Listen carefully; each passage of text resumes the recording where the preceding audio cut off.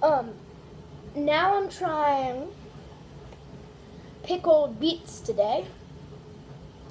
So my thanks for everybody that suggested pickled beets, and I can't wait to try them. Go on, Harold. Bye, my little guy.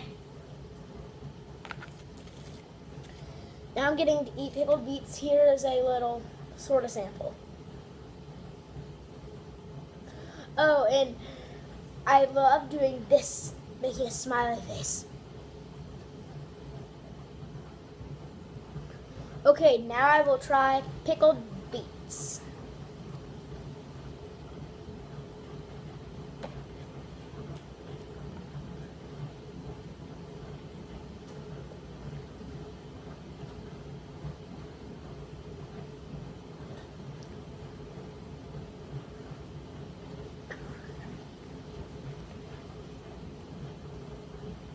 Pickled beets are horrible to me, but here's a picture of the can if you want to buy them at a store.